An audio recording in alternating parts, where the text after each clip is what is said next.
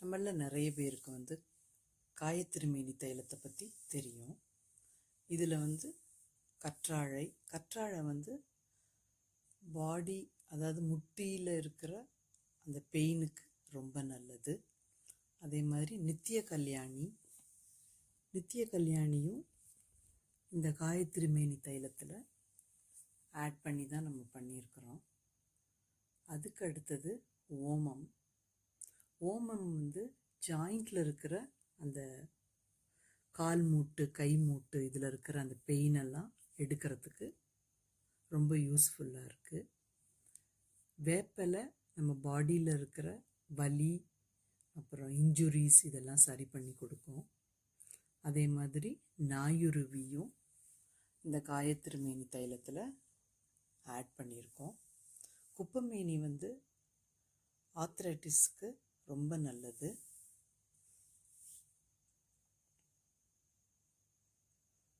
பாடி பெயினுக்கும் ரொம்ப நல்லது. அது மாதிரி கார்போக அரிசி, அப்புறம் கருப்பு சீரகம், அதாவது கருஞ்சீரகம், தேங்காய் எண்ணெய் முட்டியில் நம்ம நல்லா தேய்க்கும் போது எனக்கு முட்டி ரொம்ப வலிக்குது அப்படின்றவங்க நார்மல் கோகோனட் ஆயிலை கூட அந்த ஜாயிண்ட் பெயின்ல எல்லாம் அப்ளை பண்ணி ஒரு மசாஜ் பண்ணும்போது ரொம்ப நல்லாயிருக்கும். அப்புறம் ஜாதிக்காய். நம்மளோட இந்த காயத்திருமேனி தைலத்தில் ஜாதிக்காய், வேம்பாளம் பட்டை, அப்புறம் ஓமவல்லி இலை, கருஞ்சீரகம் இதெல்லாம் சேர்த்து தான் நம்ம காயத்திருமேனி தைலம் தயாரிச்சிருக்கோம். இதில் மெயினாக இருக்கிறது குப்பைமேனியோட இலையும் இதில் சேர்த்துருக்கோம். அதோட ட்ரையானதும் நம்ம இந்த காயத்திருமேனி தைலத்தில் ஆட் பண்ணியிருக்கோம்.